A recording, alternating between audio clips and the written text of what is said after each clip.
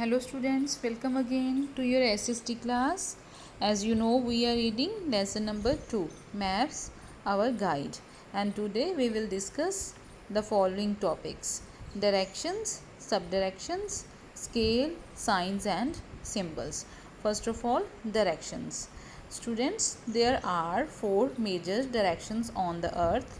Those are north, south, east and west.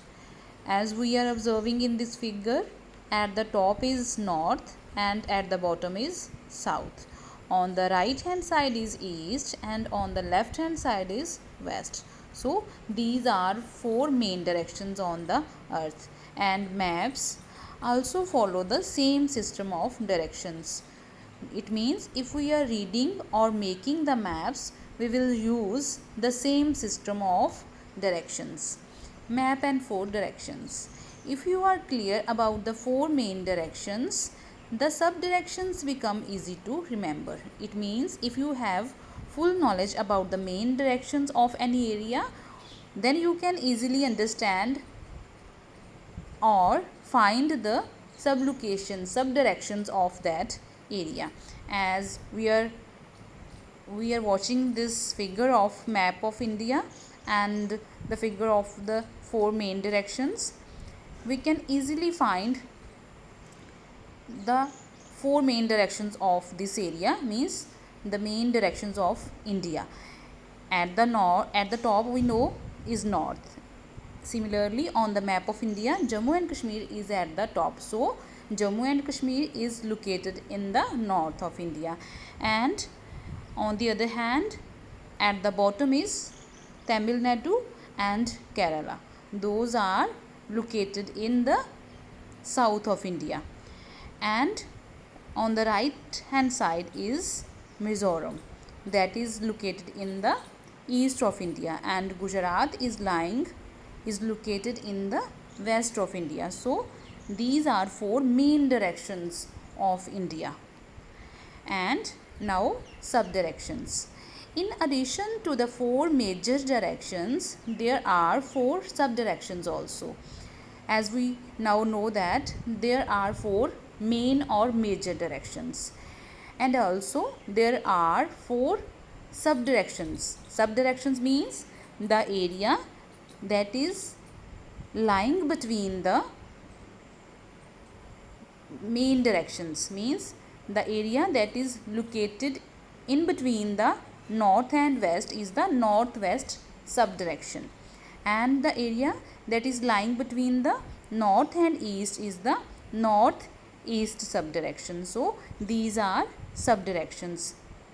Similarly, in between the west and south, the area that is the southwest subdirection, and the area between the east and south is the southeast subdirection. So these are 4 main directions and 4 subdirections.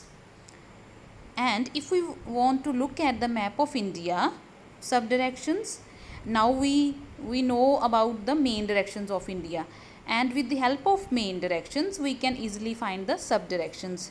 As now we know that Jammu and Kashmir is located in the north of India and Gujarat is located in the west of India. So the areas between the north and west are the northwest subdirections. So Rajasthan, Haryana and Punjab are located in the northwest subdirection of the India.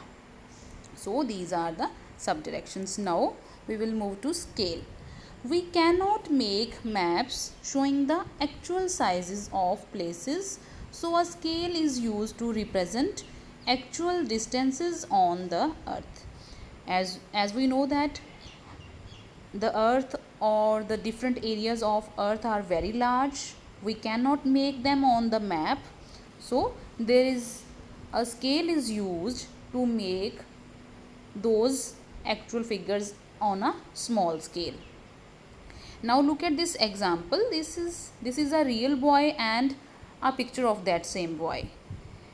As we are observing that Both boys are looking same. Boy of picture and real boy are looking same, but there is a single difference. That is a difference of size, because the size of boy of picture is smaller than the real boy. So we cannot draw picture as long as the real boy. So there is used a scale. So a scale is used there to make a picture of that boy. Similarly, on the maps we follow a map to draw the different large places. So a scale is used to represent the actual distances of the different places or the different areas of the earth. Scale and map. Maps are always drawn according to some scale. A map without a scale is a sketch. If we draw a map without a scale, it will be a simple sketch, a simple drawing. As we draw some landscape or landscape areas or hut on our drawing book. So if we draw the map without a scale, it will be a sketch or a drawing or a picture of any area. And so scales are useful, or the scales are important to draw a map.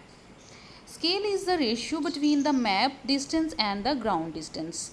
Means there is a ratio, there is a difference between the map distance and the ground distance.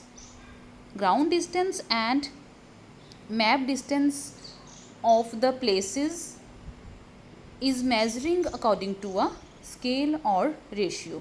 Now we will learn about the ratio. Ratio of distance means if on a map the scale states that 1 centimeter is equal to 100 kilometer, it means on that particular map 1 centimeter on the map is equal to 100 kilometer on the earth.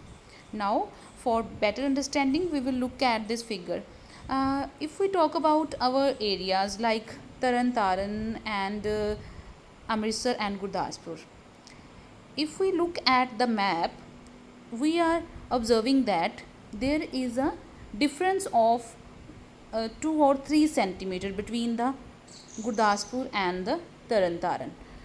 So if it is 1 centimeter, difference is 1 centimeter on the map, it will be 100 kilometer on the ground, on the earth. So in reality the distance of Gurdaspur and Taran Taran is 300 kilometer if it is 3 centimeter on the map. So there are many types of scales used with a different ratio. So there are different types of maps and different types of scales are used to draw the maps. Signs and symbols. As we know, we use different type of signs and symbols to use our various functions of our mobile phones, like cellular signal strength, cellular data connection, Wi-Fi connection. So these are different symbols, those we are using in our daily uses. Similarly, on the maps there are different types of signs and symbols are used to show the different large places, like these land features. Means these are big land features. We cannot draw these type of big land sources on our map. If we draw these full locations on the map, it will not be possible. So there are some signs and symbols are used to represent these big places. So now we are looking commonly used signs and symbols. Like we are watching these triangles, those are symbolizing mountain, and little green trees are representing the forest area. So there are many types of symbols used to represent the actual places or actual things. Like cross is used for hospital, and dot is used for capital. So these type of signs and symbols are used to draw the maps. Relation between signs and the maps. The symbols and colors used in the maps are universal, because the same set of symbols and colors are used all over the world, so they are called conventional symbols. Means if we are drawing any map, we are using same system, same pattern, like we are using blue color for water bodies, means it is following by the whole universe, by the whole world, means the all people of the world are following blue color for to represent the water bodies on the maps. So they are conventional symbols, they are universal symbols, so they are same and they are using equally on the whole earth, so they are conventional symbols. In every map, a key is given which helps us to understand the meaning of signs and symbols used in that particular map. Means in every map we are using a key. Key means that is locating at the bottom of this map. This is the map of Punjab, and there are some key points are used to represent some actual things, like dark line is drawn for state boundary and a white line is drawn for district boundary, and small dot is used for district capital and the big dot is used for state capital. So these type of different symbols and keys are used to draw the maps.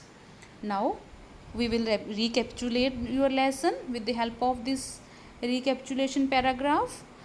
A map is drawing of the whole or a part of the earth's surface on a flat surface. A book of maps is called an atlas. Every map has a key that indicates what the colors and symbols used in the map stand for. North is always towards the top of a map. The scale of a map is the ratio between the map distance and the ground distance. Now students, there is a message for you. You will read this lesson thoroughly and revise your question answers and the back exercise from the lesson plans. Those are already given to you through the SNAP homework. Thank you.